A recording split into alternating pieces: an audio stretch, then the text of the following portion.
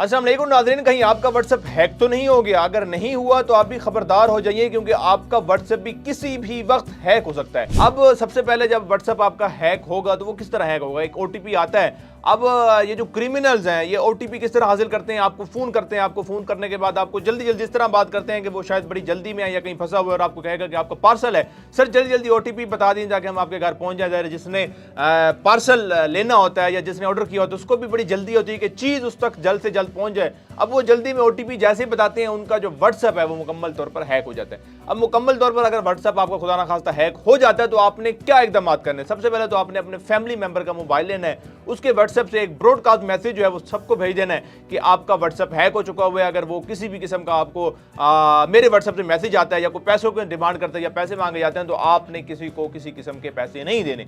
अब दूसरा काम आपने ये करना है कि अपने मोबाइल से अक्सर लोग घबरा कर डर कर सबसे पहले व्हाट्सएप डिलीट कर देते हैं। आपने डिलीट नहीं करना, बल्कि आपने जो है दोबारा रजिस्टर करना है 92 के आगे अपना वही नंबर डायल करना है। वही नंबर डायल करने के बाद जो है तकरीबन 2 से 3 घंटे का वक्त लेगा व्हाट्सएप, और व्हाट्सएप चेक करेगा क्योंकि व्हाट्सएप जो है एक मशीन है, वो मशीन की तरह काम करते हैं। वो चेक करेगा कि ये व्हाट्सएप कहाँ यूज़ हो रहा है, जहाँ यूज़ हो रहा है क्या वहाँ वाकई में सही जगह यूज़ हो रहा है या नहीं। 2 से 3 घंटों के दौरान दोबारा आपको जो है रजिस्टर करना पड़ेगा 92 के आगे। आप वही नंबर लिखेंगे। नंबर लिखने के बाद आपसे पूछा जाएगा कि ओटीपी कहाँ पर आपका सेंड किया जाए, जहाँ पर व्हाट्सएप यूज़ हो रहा है या आप किस नंबर पर। अगर आपने खुदा ना खास इस पर सिलेक्ट कर लिया कि जहाँ पर यूज़ हो रहा है तो वही जो क्रिमिनल आपका व्हाट्सएप यूज़ कर रहा होगा उसको दोबारा से जो है ओटीपी मिल जाएगा और उसका कोई फ़ायदा आपको नहीं होगा। तो इसलिए आपने जो है जिस मोबाइल में ओटीपी यूज़ हो रहा होता है, जिस मोबाइल में आप व्हाट्सएप जो है वो बना रहे होते हैं, उसी में ही आपने ओटीपी मंगवाना है। उसके बाद आपने वो ओटीपी डालना है तो व्हाट्सएप सारे का सारा आपके पास वापस आ जाएगा और आपसे बचत हो जाएगी। अब ये जो क्रिमिनल है ये करते क्या है? ये करते कोई यूँ है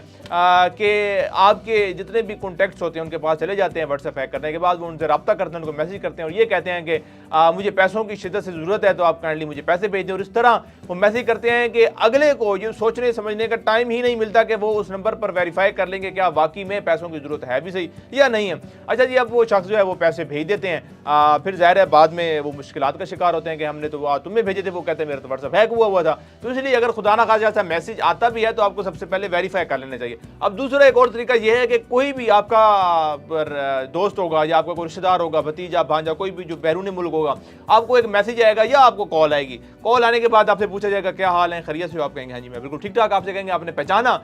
आप कहेंगे जहर मैंने नहीं पहचाना। आप कहेंगे यार मैंने बाहर बैठकर तुम्हें नहीं भूला और तुम मुझे भूल गए हो। अब फिर आपके जहन में क्लिक करेगा कि मेरा फलां शख्स बाहर। आप पूछोगे, आप कोई भी नाम ले लोगे, आप फर्ज करें आप तारिक हो, वो कहोगे हाँ हाँ बिल्कुल तारिक हूँ तो मैं तारिक, लेकिन कौन सा तारिक ज़रा पहचानो। फिर आप खुद ही आप उसको इन्फॉर्मेशन दोगे कि आप फलां फलां हो। उसके बाद वो तमाम इन्फॉर्मेशन आ जाएगी। अब उसको इस्तेमाल करते हुए आपको कहेगा कि यार मैं फलां जगह फंसा हुआ हूँ, मेरे पासपोर्ट का ये इशू है या मेरे टिकट का ये इशू है या मेरे जॉब का ये इशू है, तो मुझे 2 दिन के लिए इतने पैसों की जरूरत है, अगर तुम मेरे अकाउंट में ट्रांसफर कर दो तो मेरे लिए आसानी हो जाएगी, 2 दिन बाद मैं तुम्हें वापस कर दूंगा, तुम्हें तो पता है मेरा यहाँ अच्छा काम चाह। अब आप भी कहेंगे यार मेरा भतीजा है या मेरा दोस्त है या कोई भी आपका जानने वाला है वो बैरून मुल्क के साथ मुश्किल में है तो मैं क्यों ना उसकी मदद कर दूँ। आपने उधर से पैसे भेजे, उधर से उस शख्स ने जो है गायब हो जाना है। तो इसलिए अगर खुदा ना खास आपको इस तरह की कॉल आती है या कोई ओटीपी आती है और वो आपसे ओटीपी मांगते हैं तो आपने कभी किसी को ना ओटीपी देना है, ना आपने अगर किसी कोई भी आपका कोई प्यारा बन के आपसे पैसे मांग रहे हैं तो आपने पहले उसके घर वालों के साथ वेरीफाई कर लें या उसके साथ रब्ता करने की कोशिश करें और उससे डायरेक्ट बात करके जो है अगर खुदा ना खासा उसको वाकई में ज़रूरत है तो फिर वो आप पर है कि आप उसको देते हैं या भेजते हैं या नहीं भेजते।